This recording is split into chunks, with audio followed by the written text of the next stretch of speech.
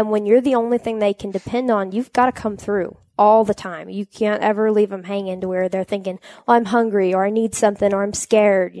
You've got to be that for them at all times. You could get hurt walking down the stairs. You could trip, fall, break your neck going down the stairs. I don't see why there's any reason to regulate the things you do in your everyday life or in your job just for safety precautions.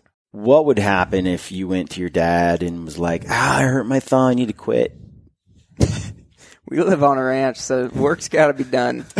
So a lot of the time it's, all right, wrap it up with a rag and get back to work because it ain't going to do itself. You're taking a big risk just by putting your whole heart into it. Yep. And knowing that if it falls apart, sorry, you got to try again next time. But if you don't put your whole heart in it, you won't be successful the same way. There's nothing safe about it. There's nothing safe about it. Yet it's part of that sport and that culture. What makes you want to do it? Just, I don't know. Ever since I was real little, like we talked about, that's what I've wanted to do, and it's never changed since. There's never been a point where I was like, well, maybe I should do something else a little safer. Hey! It's about to get crazy. It's about to go down. It's about to get crazy. It's gonna be loud. This is our house. We do what we wanna. We'll blow the roof up. Everybody's coming. It's about to get crazy. It's about to go down. It's about to go down. You are listening to the Gritty Podcast, where we talk about all things gritty. Life is not easy. Life isn't fair. It never was, and it never will be. A good life takes grit, because the best things in life come from hard work, sacrifice, resolve, determination, and perseverance. Because grit means never quitting. It means coming back time and time again until you succeed. So on this show, we talk hunting, we talk outdoors, we talk conservation, we talk family and life. We talk fitness, and we talk strength of body, strength of mind, and strength of character.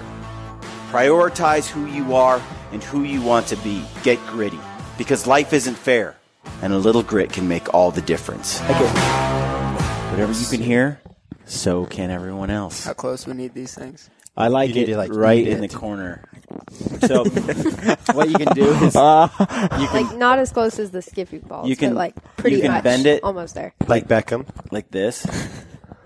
Yeah. See, so what happens is what he does to me, because I have such a loud voice, is he actually takes this mic and goes, Jordan, here, let's place it right there. Yeah, that's kind of what happens, because listen to how loud he is. Yeah, I'm going to try and talk really quiet. No, it won't last very long. So we're sitting here with Jess and Hailey today on the Gritty Podcast. It's so great. Can you guys hear what I'm saying? That's probably not what we need to do. That's Jordan's quiet voice. That's my quiet voice. Going to sound really good when I get me a handful of Skippy Bites and No it's ready. Chew it in there. I know. I'm learning that the more that I get to know Jess, when I become even better friends, we both enjoy Skippy PB bits. In fact, he comes to peanut butter M&Ms. Yeah, he comes to the Mountain Ops headquarters. And he's like, oh, this is pretty cool.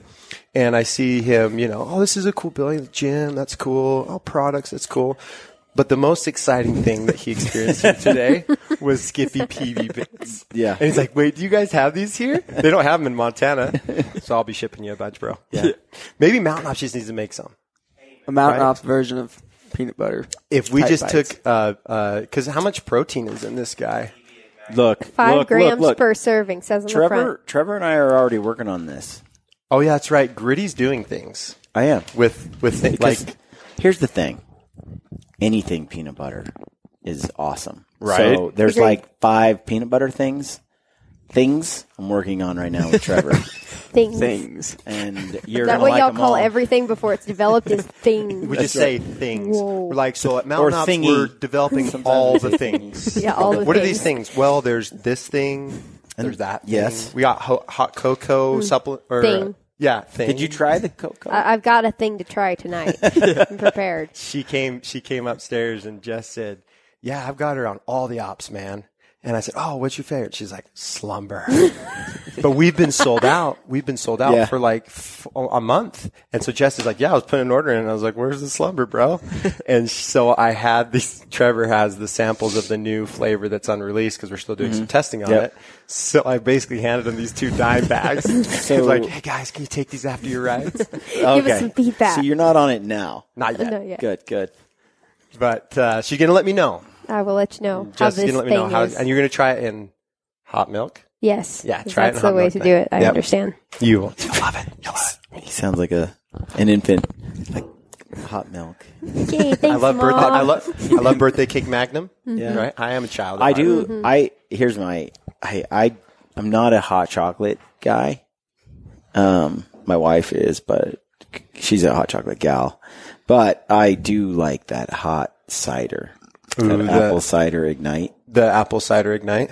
Yeah, the thing is I kind of want to drink that all day, like 3 times, 4 times a day. If I told you that we have an apple cider slumber coming, would that excite you? Uh-huh. Yeah. Oh, yeah. But the chai is dang good, too. Like, I have a hard time. Haley speaks highly I'm of in it. that boat. Yeah, for sure. Like, why fix what's not broken? 100%. Yeah. Like if it works, like if it isn't broken, But then that's, why would you fix it? that hot ignite cider in New Zealand in the mornings, just in a hot thermos mug, just like sipping, Pretty sweet. looking through the binos, Here- like hundreds of tar. I mean, Here's my sponsored plug for Yeti. So this moment is brought to you by Yeti coolers and Ramblers. The one thing that I love about the Yeti is just that simple fact right there. Like when I leave camp or if I'm going somewhere and if it's a hot drink, put it in and it's hot when I get there and it's hot when I go home. Like I drove all the way 6 hours to Montana, right? To go to Big Sky last weekend, which you guys might be heading there this weekend. And I made hot chocolate because I love it. And it was, I drank a little bit and then I got to Big Sky and it was still piping hot. And I was like, this product really works. Yeah. They're not lying. no, you know? I like it for that. These guys are truthers. These guys actually tell truth. It was, but even on the cold side, right? The cold side's great too. But yeah, Yes. apple cider is a flavor that really doesn't suck when you do it right. Right. So who were we here with, Brian? So, We're here with PB Bits and Mountain Ops Ignite. yes. Yeti Ramblers. Well, you know them better than I do. I know them. I'm actually, I know Jess really well and I'm getting to know Haley. But just what's crazy is following you guys on social media. Feel like I do know you. You know, so it's kind of crazy. We talk about this sometimes where you'll see somebody in public and you guys have never met. And then all of a sudden you're like, yeah. And you start talking about what they're doing in their life. And wouldn't that feel so weird if we didn't have social media where you knew you were putting it out there? Because I literally can just walk up to somebody and we'll just start talking about their life. And I'm like, oh yeah, I saw that the other day with your kid. And I wonder sometimes if they're like, it's kind of weird. Jordan knows too much about me. Yeah. But it's just social that's the world media. we live in. Yeah. So Jordan told me yesterday he was talking about you quite a bit and talking about bull riding and I was like, how long are they going to be here? And maybe we could sit down and do a podcast. And I was thinking about it. So the Gritty podcast is about gritty things, and riding a bull is pretty darn gritty. So I was like, let's do this. Let's sit down and talk about some of that, because I'm always fascinated by people that do like things that just seem undoable, that somehow are the best of the best. So, And right now we are sitting before 2 of the best. So you've got Jess Lockwood, PBR bull rider, which lets you kind of tell you, and number one. Got Hailey, if I butcher your name, slap me. Kinsel? That's correct. Hailey You nailed Kinsel, it. number 1 barrel racing rider right now. So we got some pinnacles sitting in the chairs right before us. So, what possesses a person to ride a bull? I That's would like love my to know. first question. I don't know. I liked it from the time I was little and could barely walk, but going back, I'd probably tell myself to be an accountant. Probably be a little easier on myself. An accountant? Yeah. Dude, I love Excel spreadsheets. Don't you wake up every morning and go, man, I just want to make an algorithm on an Excel Well, spreadsheet. I just want to type in some numbers. Yeah, I'm just typing some how numbers old are and you spit now? some 20 21 and then just September. Okay, so you're coming up on 21. And how long have you been riding a bull? So about 2 years old, got on my first like sheep, calf, worked my way up. 14, got on my first big bull, and then this is my third year professionally. Walk me through a bull rider's life, like progression. Like, how does the guy get into this? Shoot, most of the time you grow up in a rodeo family that's been there, done that, just been around the whole scene. Yeah. My dad was a bronc rider. My mom barrel raced. And I don't know what possessed me, but when they were at the rodeos when I was little, I just saw those bulls and I liked them. So I decided that's what I was going to do when I was young. That is so much cooler than Excel. Yeah. So, but here's the thing, like, that's a big animal. Oh, I mean, heavens. You know, how do you, so you start off with something small, you're on these sheep and whatever. Go about, start on sheep, calves. Then as you get older, you'll work your way up to like roping steers, and then maybe just some bigger roping steers or something, then maybe small bulls, and then just work your way up as your body matures and you start staying on more of each kind. That's awesome. No, because most people don't stay on. That's the thing. That's Jess does, but most people don't. Yeah. And so that's why probably most people give up. And I'm done. This is stupid. I keep falling off. I can't hold on. I can't hang on. But Jess could. Yeah, that just seems. What were you doing when you were 2 years old? Were you riding calves and sheep? I was catching frogs. You were catching frogs? But I was not riding. And dreaming about building tree I was houses? eating dirt when I was 2 too. When I was 8 or 9, we did hang a rope in a tree, and then we put a pile of hay underneath it, and then we lowered ourselves down onto our bull's back. Okay. And got on it. But he just sat there and kept eating the hay. He didn't care. He didn't care. His horns were kind of cut off, you know, one of those. He probably didn't He have felt like you were a fly on his back. He did have balls. But so it was a boy. That's good. it was, he did Boy breed. bull. some- Yeah, a there boy you go. bull. But he was That's real the kind. friendly. Like, he didn't buck us off or anything. Yeah. Yeah. So I did ride a bull once. Yeah, you did. It was like 8 or 9. I was hoisted onto And a you bull went out once. on top, apparently. As he started to walk off, I climbed back up the rope. I kind of held on, you know. But I committed. You never got bucked off, though. No. So there you go. You're 100%. Bam, baby. Haley, he's undefeated. He's perfect. He's We have like Mayweather a new legend in the for room. hoisting on bulls. Thank you. I'm gritty like that. Yeah, that's really gritty. Yeah. Of you. So when you got on your first bull, I mean, what went through your head? A big one? Yep. Shoot, I'm 14 years old, got on first big bull, and, you know, I was pretty nervous. You know, that's stepping stone, getting on something a little bigger, a little scarier. Actually bucks, spins, does something a little more than just your rope and steer. Mm-hmm. And it was fun, though. He bucked me off, but it was blast. How on your first bull? How long of the 8 seconds did you stay on? Can you remember? Probably about 5, 6. 5, 6. Okay, that's not bad. That's not bad. So on this first, so were you surprised by how like powerful this animal was? Or Yeah, I was still pretty. Shoot, I didn't actually hit a growth spurt until probably going in my junior year of high school, and so from the time I was about 8th grade until then, I was still under 100 pounds, 105 pounds at most, about 5'3", and yeah, he's powerful. He took it to me out. Little boy getting on big bulls. Oh wow! It blows my mind.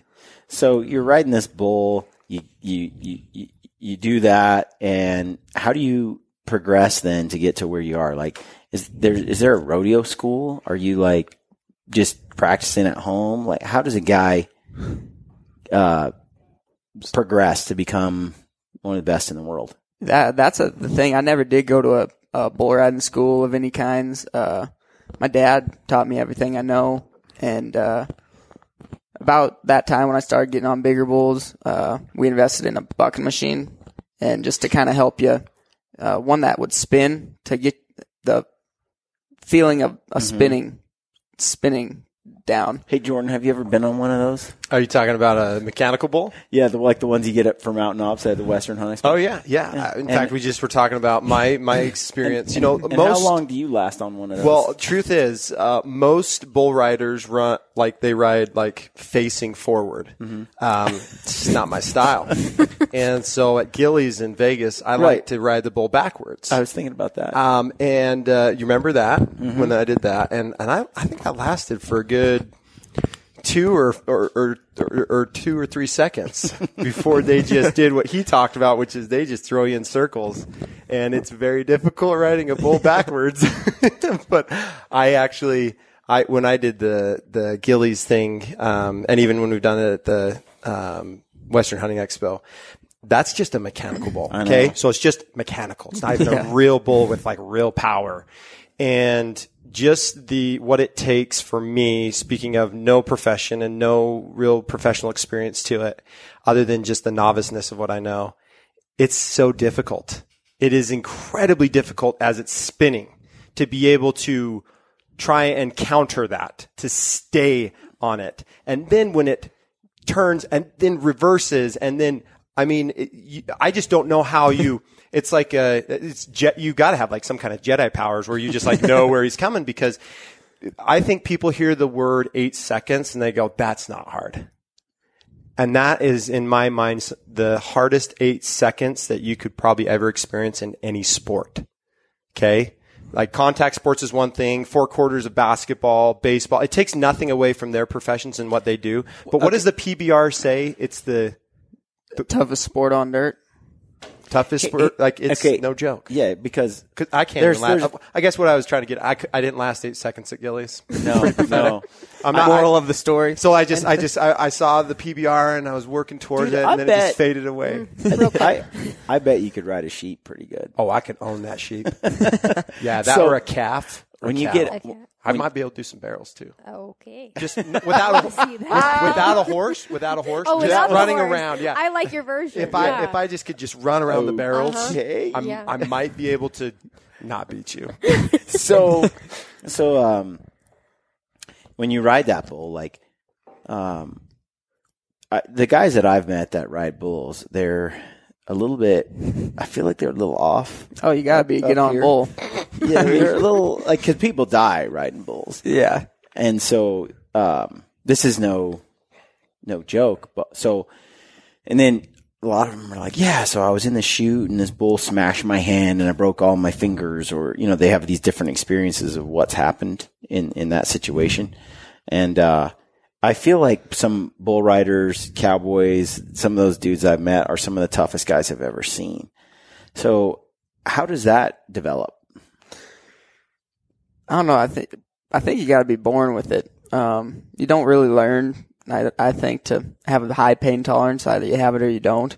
And shoot, you're going to find out real quick if you want to be a bull rider, because it's not if you get hurt. I mean, you're going to get hurt. You're going to break bones. You're going to be in the hospital, all sorts of stuff. So it's just part of it. So you're going to learn quick if you want to be a bull rider or not. What's your worst accident you've had? Probably last fall, I guess, in the I know. You got it. I was waiting to see. I'm about to tell this story and I look over because Matt West is the announcer of the PBR, and he's announcing this event I get hurt at last year. So I look over just to see what's up, and Matt's in the studio. Kind of look at him, and this. I guess we should probably get this on. Hey, good morning, media. Matt. Oh, hi. I'm glad this was entertaining. Oh my heavens. That was apparently we need to step up the podcast, boys. That people are going to sleep in the booth. You're doing a terrible job announcing right now, West. We need you to announce this podcast. He's asleep. This is so funny. He took that packet of slumber we gave him. Apparently. Yeah. He just did straight pixie dust. That's awesome. But back to the story, I guess. Last fall, everything was going good. The weekend before, I just won the event, and I moved up to second in the world standings by, I think, 80 points or something. So a round win, less than a round win. And the first event of that next weekend, I got stepped on and broke 4 ribs and punctured and collapsed a lung and lacerated my kidney, and spent 2 or 3 days in the hospital in New York. And then since my lungs messed up, I couldn't fly home. So a buddy was nice enough to stay, and we drove home 33 hours to Montana after that. And then 3 weeks later, I was back riding because it was that close to World Finals that I had to be. I mean, it would have been nice to sit out a couple more weeks and heal up, but didn't have time. And that's sometimes what you guys have to do. In fact, as I'm following like you and Cooper, and especially like you last year, I mean, there's times where as I'm watching the events and I see things go down, and you see like when you got stepped on or when you got really whipped and bucked, and you can just see the contact there, and you guys come off those bowls and you can tell like something's happened or something's up. And you speak to what does it mean to be tough, or how does that develop? And you said, it's something you're born with. It's something that you just have to be able to have that tolerance for. Yeah. And you guys explaining that story like makes me hurt, makes my ribs hurt. And then I think about being laid out and the fact that you got to get back on and ride for another 8 seconds 3 weeks later. Yeah. I mean, that's pretty incredible. That's pretty gritty. And that's the thing. When we were, it was pretty New York, so it was a busy hospital, and they had me sitting in the hospital bed for 45 minutes before they came in or anything and got to do anything. But I'm sitting there, and after everything's kind of settled down, my adrenaline's gone. Like, I was sitting there with Derek Kolbaba, a buddy of mine, and he's like, "How you feel?" I'm like, honestly, like, I think I'm gonna be fine. Doesn't feel like anything's broke. I was up and moving and kind of twisting and everything, and shoot, I was like, if Tandy's here, we can just walk out. Should be good. A little while later, the doctor comes in and he says all this. I'm like, ooh, that's kind of surprising. Yeah, that's the I'm like, that isn't good, but it doesn't feel like that. Oh my heavens! So, what did you do wrong that got you stepped on? Shoot, bull just he just got me. Some bulls, they'll get like pretty low to the ground, and kind of when they come around spinning, they'll do it a little faster than others, and this one did just that. And supposed to hold on with your feet, and I didn't do that. Oh man! Toppled right down underneath him. Really? Yeah, right down underneath him, both hind legs kicked up in there and came right down, and he pushed off of me. Really? Uh-huh. Oh, how much does this bull weigh? He was probably about 1,300. He wasn't like big for the bulls we see a lot of the time, but he was dang good size for something to be stepping on you. What was his name? Blue Magic. Blue Magic. That just sounds like. Do you remember last year at Big Sky? When we watched Jess? Yep. And Coop and they bring out those first round bowls. This is okay. I'm gonna watch this. This one's it. This is it. So you'll have to send us this clip. Put this over the video. Oh, right there. Go take it back. Okay, I do not like watching Take that. it back. You don't look good. I could have been better. That's not how Jess usually rides. Whoa, he just. Ooh! I got to see that one more time. Man, you guys, like 1,300 pounds coming full send That on looks you. more like. Boom. That's just. I'm trying to see how you fell off. It all happened so fast. Yeah, that's the thing. When you do get in wrecks, pretty much, it's just you don't know really what happened. It's like he just twists and you're gone like that. Everything just happens so fast in bull riding. Hailey, how long have you known Jess? We met earlier this winter, so not very long. And before we started dating, I don't know if this is like initiation or what, but like when we were just getting to know each other, we get to talking about injuries, and I asked what it was like, and I get all these videos of wrecks and terrible things happening. And I mean, just one after another. And at some point he goes, maybe I should send you something of me doing good. So that you don't think I just get wrecked out all the time. The blooper I was reel. like, she probably doesn't think I've stayed on a bull in my life. All this stuff. Here's my successful reel. This is just the blooper reel that you're getting. Exactly. So even in the small time that you've known Jess, this just kind of is one step further to the question that Brian asked about, like, what does that feel like? Like, obviously for Jess, yeah, it hurt. I was sitting up. I felt fine. Then he told me what was wrong, and I was like, crap. Now I got to sit out for a little bit. Like, his mental capacity to suppress the pain and to overcome that is something really incredible. And I think you're 100% right when you say there's people that have it, people that don't, because most human beings, like, just watching that video makes me cringe. And the fact that if it was actually happened to me, like, I might be pansy myself, Jess. I might just be like, I'll just stay in New York for like days, years. Just tell me when I'm ready to go. But what do you, Hailey, what's it like being the spectator? Somebody who actually cares about this gentleman in a much deeper way than just maybe the people who love him as a fan. And to know that, like, every ride that he does, there's an opportunity for what we just watched. It's crazy, and it's something I hadn't experienced because, honestly, I didn't watch a lot of bull riding growing up. I left after the barrels was over and thought that was the end of the rodeo. Mm-hmm. So I've learned a lot watching, and I've developed a lot of respect for the people that do, the wives and the families that go along, the moms that are sitting in the stands, because you watch hoping for the best, and you hope that they do good, and you're thankful that they're doing what they love, but you have to kind of accept that something could happen here. And he's really good about it, and all those guys really are, about knowing that that's inevitable, but you can't worry about it. Like, you can't think about it.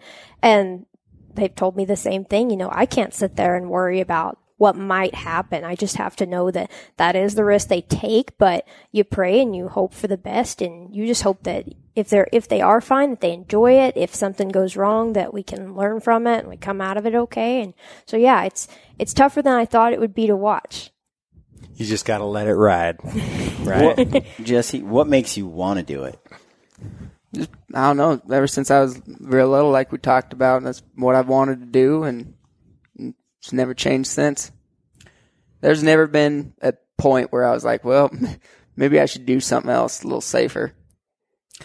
It's a fascinating question to me because, honestly, like, you see, we live in a world today where people want to regulate everything. Oh, they want to say, okay, you have to wear a seatbelt because you might die if you've got to, if you ride this horse, you need to ride it this way, and we need a safety strap for this, and blah, blah, blah. But then you voluntarily get on, and the 1,300-pound muscle-bound bull, and you ride it. There's nothing safe about it. There's nothing safe about it. Yet it's part of that sport and that culture and that thing that you're involved in. Same with, like, some of the X Games, motocross. You see these guys do these 80-foot, jumps and stuff, and it's just like, whoa. I always find it fascinating, and I like to hang out with people who don't want to live in a bubble. Like, they don't want a safe life. They want a life where they might actually get severely injured or killed. Like, and I find myself, taking what I consider calculated risks in what I do, but, I want that danger in my life. I don't know. It's like part of, to me, living life. If I always do everything safe, I feel like I'm not alive. That's the thing. My mom, being a mother, she's like, she does not like me choosing the bulls. A lot of the time I choose in our championship rounds. If you do well on a weekend, you can go into a short go sitting first, and you get to choose your bull, and you can choose anything out of that top 15. And sometimes I'll choose one that not very many people like and a little more dangerous than others. And she tries to get on my case about it, but you could get hurt walking down the stairs. You could trip, fall, break your neck going down the stairs. I don't see why there's any reason to regulate the things you do in your everyday life or in your job just for safety precautions. You could get hurt walking across the street, doing anything. It's like they say on, do you remember, you guys ever seen Dumb and Dumber? Yeah. Remember Jim Carrey when he's driving into the airport? Truth is, he was driving into the Salt Lake City International Airport, and he says, you know, the statistic is, you're more likely to die in the car ride to the airport than you are on the plane. And kind of like falling down the stairs. It's like, are you more likely to die in a bowl, or you're more likely to trip over? And so you live life with these safety precautions, like Brian said, in the bubble, and it doesn't sound very fun. No, and I wonder, like, how does this translate to other parts of your life? You know, are you risk averse, or I assume you're like willing to jump, to do things that? No, he's scared of heights. No jumps. No jumps. Absolutely. You and me, brother. Yes. We are best friends, dude. I like this guy. I'll jump on a bull, but I will not stand off the edge of a building. Is that what you're saying? We'll eat peanut butter bits. We'll have M&Ms, but That's your kryptonite, really? Heights? Absolutely. I do not like heights. Oh, that's interesting. But other than that, everything's pretty. You're ready to roll. But see, but that's so telling of who Jess is, because his sport requires him to be as low to the dirt and earth as possible. So you don't need to go high, brother, other than in life, not when you're doing what you guys do. Both of you. Some other question in relation to that is, you know, I think that toughness and mental toughness, a lot of that is born out of both. You know, there's a genetic component, but I think some of that is also cultural or like it's nurture. It's how you were raised somewhat. And I'm curious, from your childhood on, let's say you hit your thumb with a hammer when you were pounding in a nail. What would happen if you went to your dad and was like, I hurt my thumb, I need to quit? We live on a ranch, so work's got to be done. So a lot of the time it's, well, all right, wrap it up with a rag and get back to work, because it ain't going to do itself. We need to make a T-shirt that says that. Get back to work. Wrap it up and get it back to work, because it's not going to work itself. No, but that's what I'm curious. Like, as you were growing up, I'm sure your parents, you know, probably pushed, you know, some get tough attitude. Yeah. Deal with it. Yeah. They were good about it growing up. I mean, shoot, get hurt or something, help you out. But nowadays it's like Dad realizes like what we do, me and my brother. And it's funny now, because you could dislocate a finger or something. He's like, okay, cool. Like, I don't care. Why does that affect me? Do your work. Your dad sounds just like my dad. We need more dads like that. That's what I'm getting at here. My dad always said the same, something similar. I'd come to him and be like, oh, Dad, it hurts, you know, or I need help. And he'd go, take some Advil and get over it, son. Like, that's the house I was raised in. So back in April, I was cutting open this box, and I had this knife slip, and I cut my fingers real bad, one about down to the bone. And I come inside, and I'm like, I think I need to go to the hospital and get some stitches. He's like, what'd you do? I'm like, I cut it with a knife. He's like, well, that was smart. It wasn't like, oh, you all right? Well, that was smart, he said. It's like, oh, yeah. Yeah. So did he take you to the hospital? Yeah, he drove me. I think like he wasn't very impressed that I cut my fingers, though. I didn't raise a son to cut himself. Yeah. I think there's like a lot of helicopter parenting nowadays where they're like swooping in and keeping their kids from getting hurt. And I grew up where there was not a lot of parenting. I mean, except for, you know, get your work done. More like general observation. There was that. Yeah. But other than that, it was like, well, if you die, you die. I mean, we'd build tree forts in the air, and like we built a zip line, which didn't end so well one time. We built a lot of zip lines, actually. They all pretty much ended badly, but they were good for a while. But, you know, I think we did dangerous things. I wonder when you live like in a subdivision and you're like, you go in and day in, day out in a really safe situation. I wonder if that might, you know, rob someone of the ability to get through life when they're older. I think kids that live in the country or grow up in the country are have a different type of mindset than city kids. You know, you're out living your everyday life, just out doing dangerous things all the time, and things that rely on you. Like, you know, they're not going to keep going unless you're the one out there doing it. So you have to have a kind of get through it, and whatever the situation is, weather or any other cause, you can't just do it when it's easy or when it's convenient. Yeah, that's how I find it is when you're dealing with an animal. Yeah. You have an animal to take care of. You don't get to be like, you know what, I'm tired. I'm just going to leave that horse or those cattle over there. I'm not going to feed them. I'm not going to water them today. No, it's like a baby. You don't get to do that. You are now chained to that responsibility, and you have to get it done no matter how tired or how crappy you feel, or no matter what's going on. You're so responsible for that life. It's not something that you can just postpone till tomorrow or a week or whatever.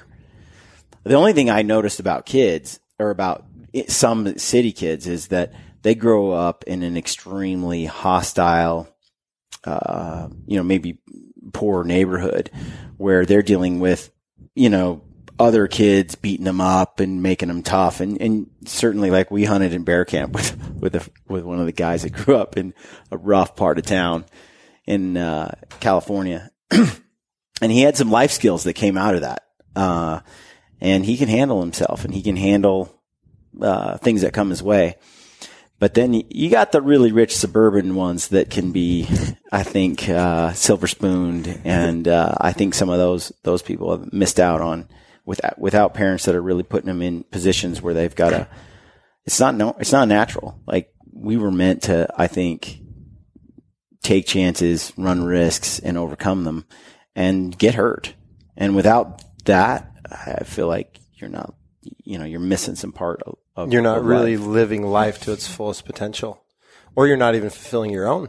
Yeah. Like, every single person on earth, all of us sitting at this table and in this room, especially Sleepy over there, Matt West, all of us have a potential. And I think all of us, like, I love the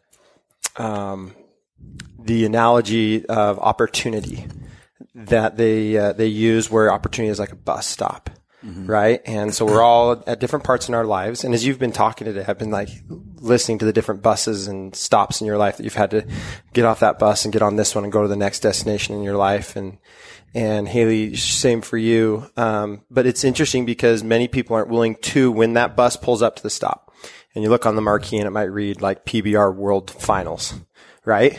And it's like, that's the next stop. Are you ready to get on that bus and ride that to that next destination? That's the opportunity. Mm-hmm. And there's just, to your point, there's just a lot of people that like to live safe. Mm-hmm. It's like, I don't know if I want to go there. But then the next bus pulls up and it's like Lagoon, Utah. Like, yeah, theme park? Sure, let's go do that. That sounds pretty easy. I don't have to ride a bull 8 seconds. And so I think in life we have lots of opportunities. It's a matter of if we're willing to step on that bus and go to the next destination. And that destination is a journey in itself that takes you to your next bus stop, if you will, that you might get off and say, okay, what's the next thing for me? But it comes down to what you guys are talking about right now, which is culture, how you're raised, and that plays a big role in who you become and who you can be. And so living life safe and in a bubble just seems really boring and stupid. Yeah. I don't like it. No, it's not really.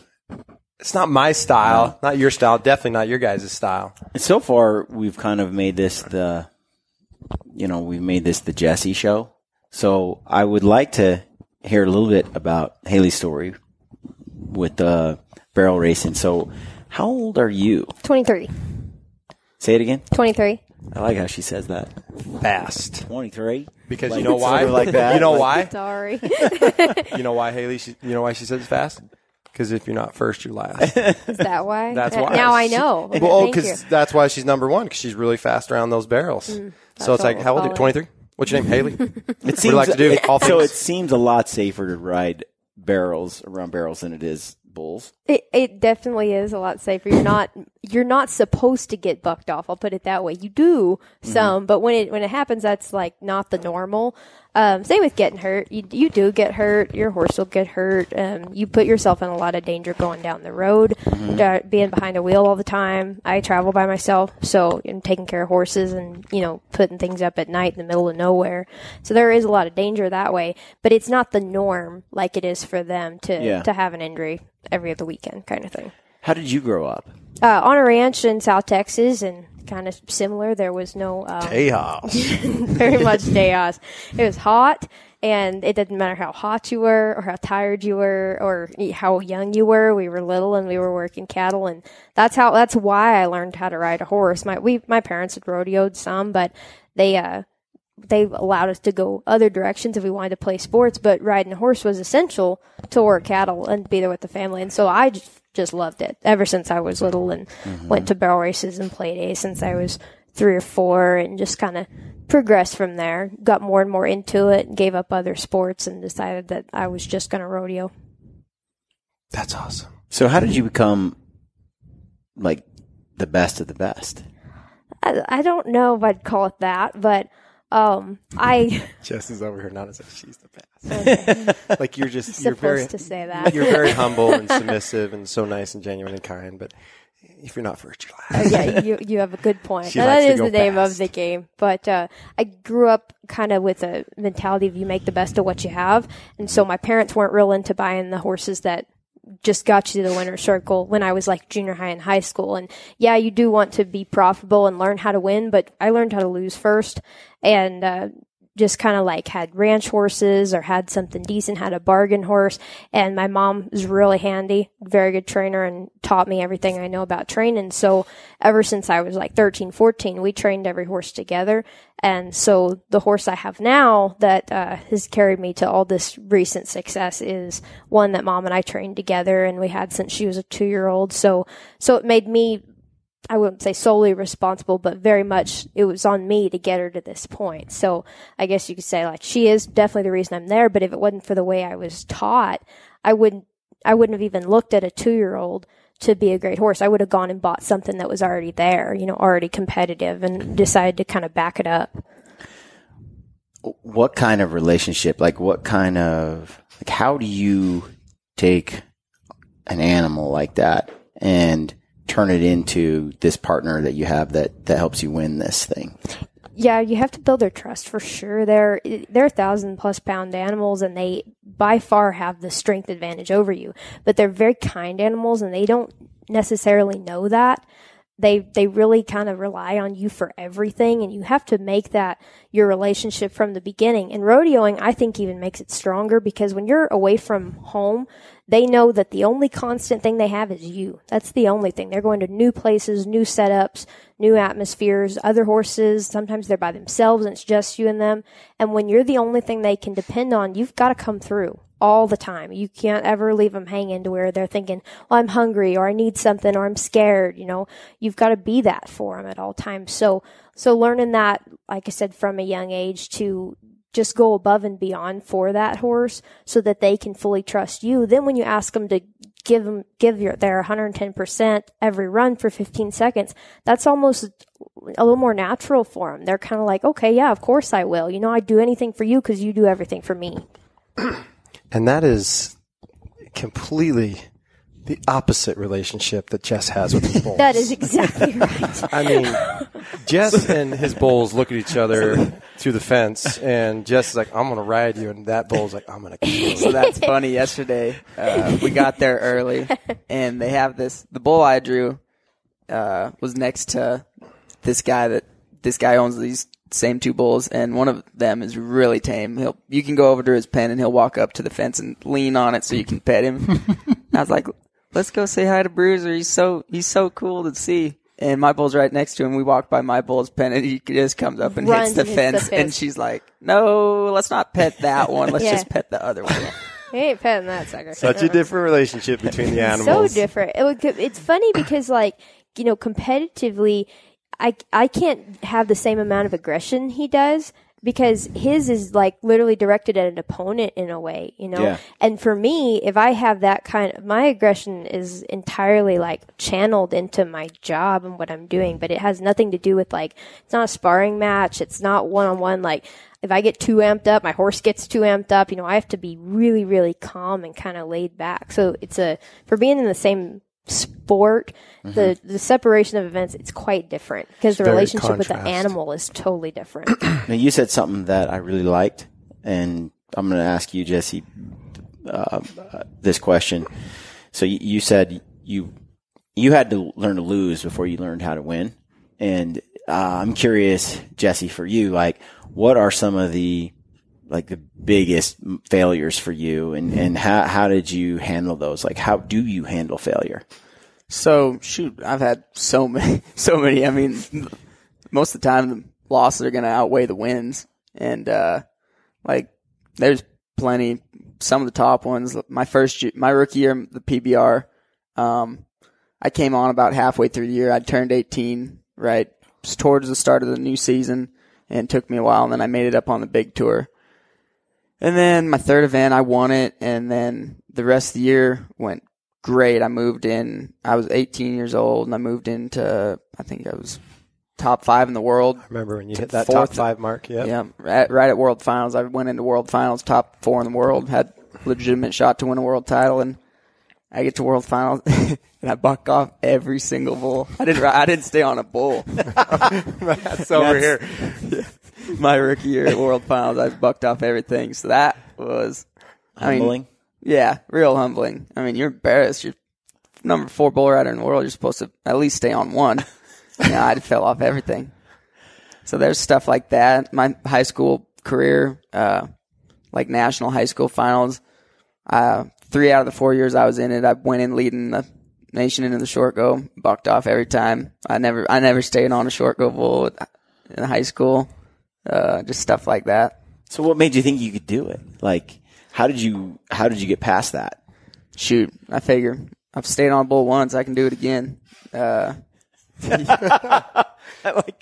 just love this. Dude, it's like real simple. There's like a 3 or 4 word answer and then it's done. That's what's so great about Jess is, and it's, you could say it's the country boy in him or whatnot, but it's just the simplicity of life. And hey, if I can do it once, I can do it again. Most people are like, well, because what I wanted to do. Right. And they come up with this really sophisticated answer. And Jess is like, dude, I can do it. I'll do it again. Yeah, everyone will ask me, well, what's your game plan for that bull? I'm just cement my hand in my rope so I don't come out and just hold on. I mean, there's not much else to it. As long as my hand's in my rope, I'm fine. Yep. I'm on top of him, not under him. Oh my heavens. Yeah. Hailey, what about you? Like failures, you know, when you've had some epic failures, I mean, did you feel down about yourself? Oh yeah, I still do. And he gets the earful of it now when I do. But you know, it's funny because when you put so much work into something, you have to be all in, whether it go, and know that it may very well go bad. And like in high school, I worked hard and I ran every event, and I had horses to take care of and practice and whatnot. And it was my last year at high school finals, at state finals, and I ended up making nationals in the breakaway, but I wanted the barrels. That was barrel racing's my event. That's my favorite thing. I had a great horse at the time that was going to be retired soon. I knew she didn't have much left, and I screwed up a second round of state finals, and I remember just bawling like I lost it because I thought that was my shot. You know, I missed my chance to make nationals for my last year of high school. My high school career is stupid. You know, I thought I just was a complete failure. And I can look back on that now, years later, and I'm headed into my second NFR, number 1 in the world. And I thought that was the top. I thought that was the pinnacle. And now I'll go in and I know that I'll go to the biggest rodeo in the world and have a screw up in the same way that I did then, just because it happens. It is inevitable. But I've learned a lot better how to handle it, knowing that there is still a future. There is still another one to go to. There's a bigger one to go to. There's another horse you're going to get on, and it will get better. I think that's the thing to remember is you can't really put a timeline on when you're going to be successful. You just have to be okay with when it happens and be ready every single time. Like, prepare yourself for it to happen and know that when you do, you're, like you said, taking risk. You're taking a big risk just by putting your whole heart into it. Yep. And knowing that if it falls apart, sorry, you got to try again next time. But if you don't put your whole heart in it, you won't be successful the same way. You'll always live your life wondering, why didn't I? Mm-hmm. You live, and Brian talks about this a lot. It's like, I think the man here lives his life off of it, is like a life of no regrets. And as I've become good friends with Brian, that's one thing he always like hangs his hat on, is I'll be like, well, why don't you do this or do that? And he's like, I'm just going to do it. I'm like, you're going to do that? Yeah. I don't want to regret not doing it. I don't want to live a life knowing what could have been or what I could have done. And, I think that's, to Jesse's point, in some ways, like, how does a person have that? You can develop that over time, but I think there's somewhat of a DNA in humanity, and some humans that have that ability to be able to recognize that, take those risks, live life a little bit on the edge, where you are going to find what life really means and has to offer for you when you do, take risks that come with reward. Real quick, success, right? They always say success is a line that kind of goes like this, and then all of a sudden it pops out. You're going to have a lot of losses before you have a few wins until you come out on top. Yeah. But it's willing to endure all of that to the end. Mm-hmm. Yeah, I love learning to lose before you ever learn how to win. I if I were to ask you, Jesse, like 5 years ago, if you thought you would be where you're at right now, did you think you'd be here, or are you kind of pleasantly surprised? No, I have the confidence in it, but any sport you do, you got to be confident in yourself. You don't wake up in the morning and go do your job and expect it to go bad. You have the best mindset you can and plan on winning, or plan on doing whatever it takes to win. And so I've always been pretty positive, but we talked, the lows are going to get you down, but yeah, it just happens. You can't win everything. Yeah, but you play for keeps, right? Did you ever have a coach growing up that was like, when the game was over, they were like, it didn't matter if we won or lose, it's how you played the game. Yeah, that's how. And it's like, dude, you're not my coach anymore. I'm here to win. There's a scoreboard for a reason. Yeah. You know what I mean? And so you've got to be willing to accept those losses and work towards those wins. But you got to live a life of playing for keeps, really. Which I think is kind of that mindset that you had 5 years ago. Yeah, and shoot, I grew up wrestling. Okay. Ever since I was 5 years old, I wrestled up until So you I and was Chad 17. Mendes could just go down and... Yeah, and I know Chad a little. Yeah. Not too great, but my high school wrestling coach, he was a great guy and everything, but he was hard on you. If you lose a match, you're an idiot. You're supposed to win. We didn't train all week and train all season just for you to go out and lose. Yeah. Hailey, are you surprised where you're at right now? 5 years ago?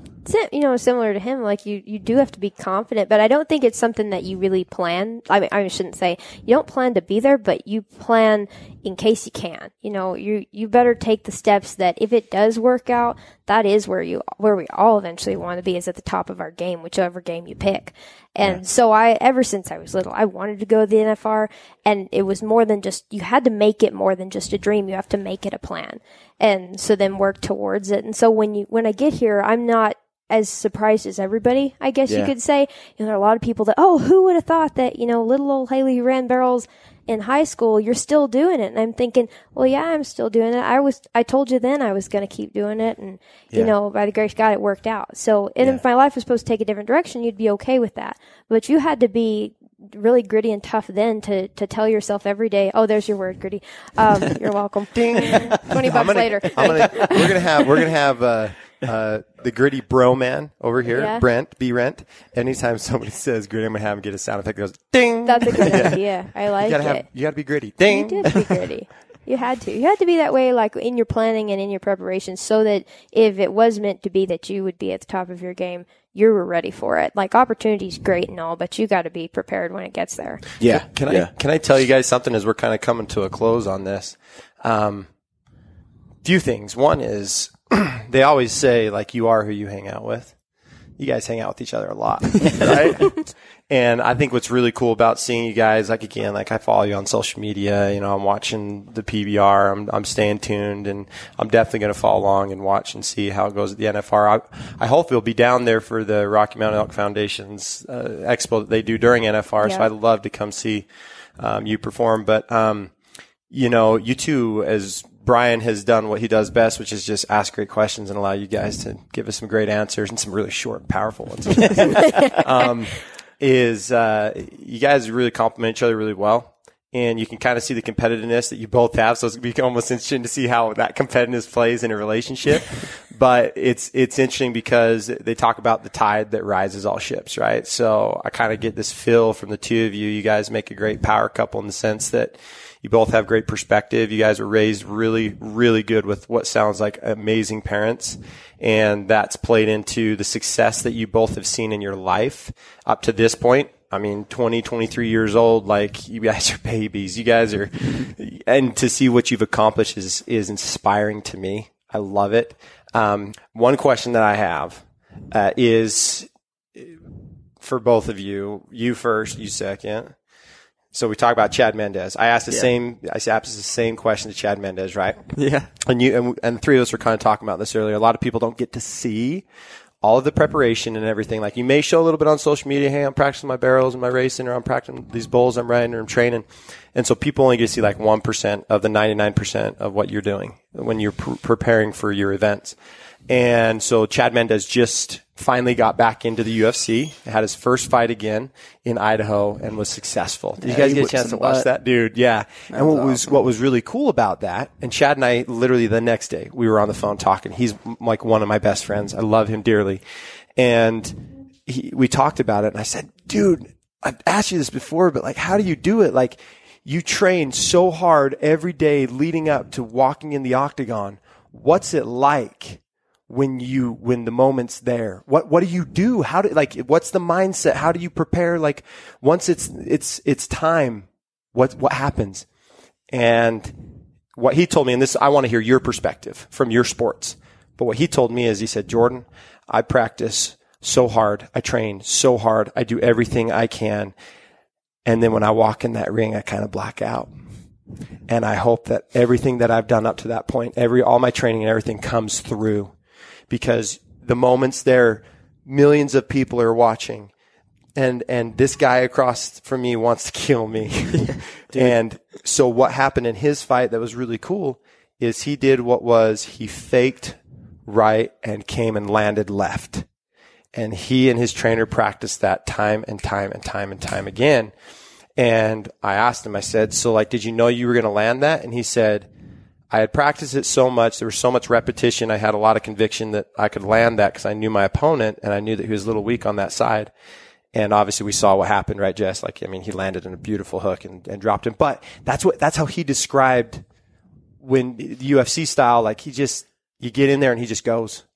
Yeah. What's it like? Oh, sorry. I've heard people talk about that too, where they're in like the flow state, like what they call that, you know, he calls it blacking out, but really, he shows up, everything is, and then he's not thinking about himself like, I'm in front of this big crowd and there's all these people watching, and he's not thinking of himself in third person. He's not thinking about the moment.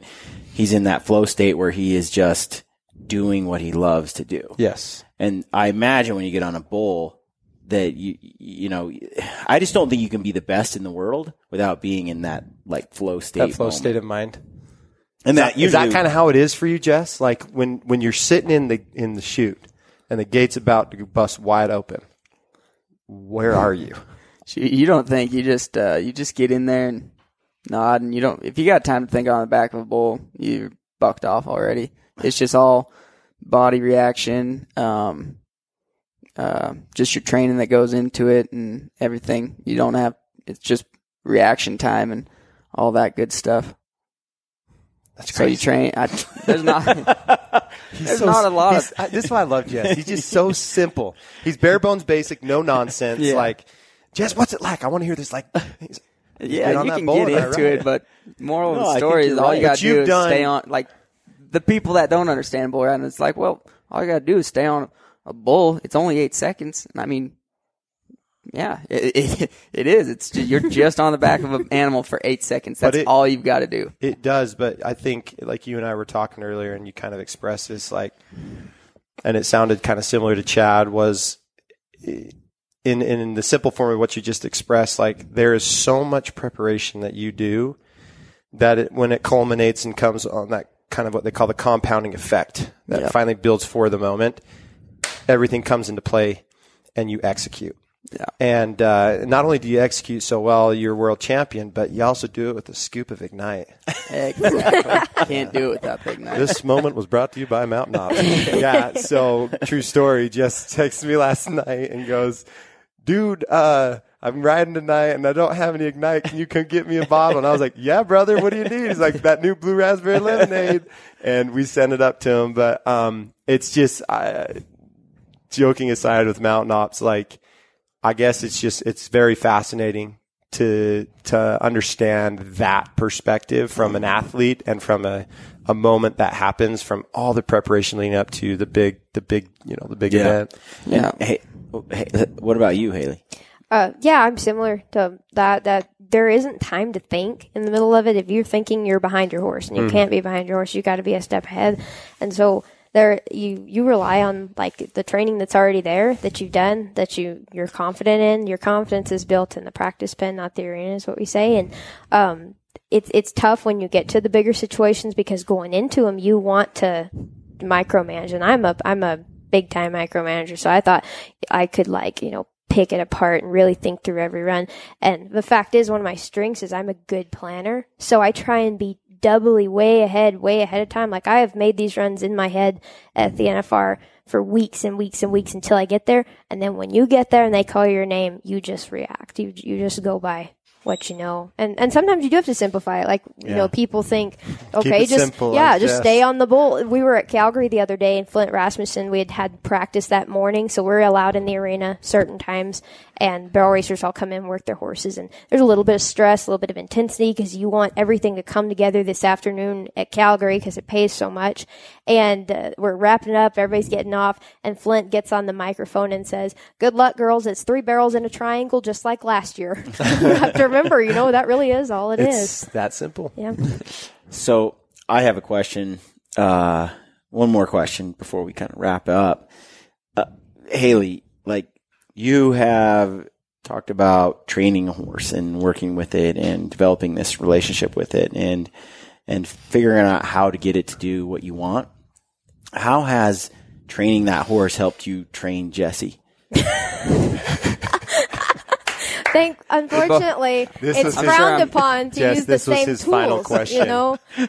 Bits and whips. I'm sure starting out with the horse, pretty hard-headed. I'm probably the same. He's honestly worse, but I don't have As much like tools. training a stubborn bull? Oh, it's tough. It's hard out here, let me tell you.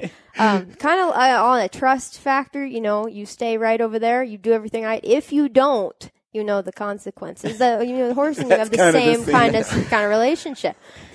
If you don't remind her about the laundry, there's a little more, fear in all hell's gonna this break loose. Right. Somebody's getting spanked. That is awesome. No, I want you guys to know, I've really enjoyed the conversation, and I hope the people that listen to this do as well. I think what I enjoyed most about both of your life experiences is you guys kind of kept both, without maybe even knowing it, maybe you do. The overtone of this discussion was so wonderful, and just what it takes to take risks in life to be able to win. But what you said was like, I had to do a lot of losing first before I got to the winning. But then what I really loved most was how you guys just kind of kept it really simple. You guys are just very simple people. And I think oftentimes in life we can get really complicated and we can get over in the weeds per se on things. And life is really simple. When you really write it down and what's that line to success, or what can I do? It's by small and simple things that compounded over time produce great and wonderful things. Yeah. And so I just really enjoyed your guys' perspective and just what you guys in your 20 years and 23 years of life, what you guys have accomplished and what you're doing. I can't imagine what you guys are going to be like when you're 40. It's cool. I like this conversation for a couple of reasons, but one of the key reasons is at the beginning of this podcast, I talk about in the intro that life's not fair. So just get over it. It's never going to be fair. It's just not how it's built. And you just need some grit and just know it's not going to be fair. Develop that and move ahead, move on. And I feel like that's kind of the background you've got, that the experience you've got. Life isn't fair. You know, things can go south tomorrow. This ride you're on, but you don't dwell on the fact that it's not fair. You don't whine about it. You're not blaming any failures on something but yourself. You're owning it, and you're like, it's not fair, but I'm going to just keep grinding through it. You're going to keep it gritty? I'm going to stay gritty. Yeah, I'm going to stay gritty. That's right. So no, that's awesome. So I appreciate that, guys. Where can people find you guys, like social media and things like that? Where do they find Jess? Where do they find you? I think my Instagram handle is at Jess Lockwood 7. Just Jess Lockwood on there. What's the 7 for? I think 1 through 6 was taken. Simple. Honestly, pretty sure it was. Simple. That's why I went Jess Lockwood. I think I created it my freshman year of high school. I was waiting. And I was like 1. Nope. 2. Nope. Oh, okay. All the way up to 7. Lucky number 7. Yep, that'll work. That'll work. Jess That'll do. Lockwood 7. And it's spelled just like JESS. All along, I thought this was because of 1997. You didn't do it because of that See? your birth year. No, Haley, I isn't- would have put No way. 97 on Isn't the this end the of it. beauty of Jess and his simplicity? I'm waiting for telling this you. amazing, number 7 is because when I was 7 Because years it's old. the perfect number in the Bible. I mean, come Yeah. on. Yeah. And no, it's just, it's what was It available. was- Yeah, taken. I just took what was the first one that was all right. Oh my gosh, that's so brilliant. Dead serious. And then Haley, where can people find you? Similar, but no 7s, because No nobody numbers? else's name is Hailey Kinsel, so just search the name. It'll come up. How do you spell that? HAILEYKINSEL. Okay, cool. where can people see film of what you're doing? CBS Sports Network every weekend for the PBR. Channel 158 on Dish and 300 something, I think, on Direct or something. But yeah, CBS Sports Network for the PBR. Okay. Booyah. Can people get on there online and look up your specific rides and stuff? Or? YouTube's got them, and the Ride Pass TV app for your phones. It's got every little thing, PBR and rodeo for her. So that one where you got smashed. That's on YouTube. I got a lot of wrecks on YouTube. That Some one went rides, but a lot of viral. wrecks. So you just look up Jess Lockwood. Wreck. Yeah, you'll Wreck. find stuff. What's funny is it's like bad news, right? Nobody wants to hear about the cat being saved. People's like, did the cat die? It's like everybody wants to watch. Dude, I want to watch the bull. We don't want to see him ride it for 8 Yeah, seconds. we don't want to see it We right wanna for 8 see him- seconds. We want to see him get smashed. And it's just his ribs break. Sometimes you got to give the fans what they want. You are a good entertainer, Jess. Oh, this has been so great. Okay, All right. guys. Thanks, guys. Appreciate you joining Yeah, us. Thank you. And as always, Stay gritty. boom.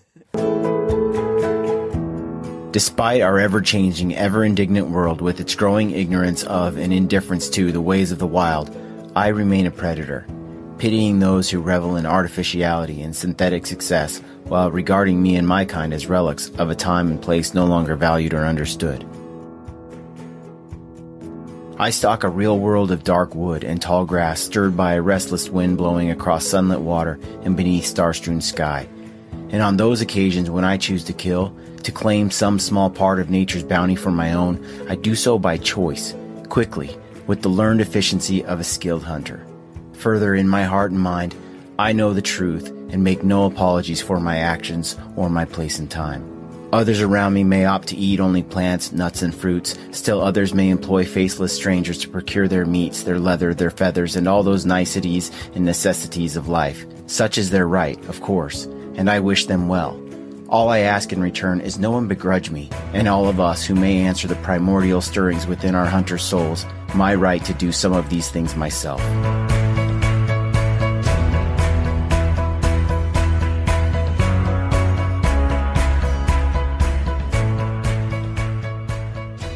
What you just heard is a quote from M.R. James. We truly live in a world that is largely ignorant and indifferent to the ways of the wild. And although some regard us as relics of a time and place no longer valued or understood, we have the opportunity to change the way these people view the hunter and the hunt. We can share our experiences and nature's bounty with those who employ these faceless strangers. And by so doing, we make a difference, not just for ourselves, but for the wild animals in the wild places we care so deeply about. Never stop sharing your passion for hunting and the outdoors. Our wild animals and our wild places depend on it. This is Ty Stubblefield, and you're listening to The Gritty Bowman. Gritty Bowman.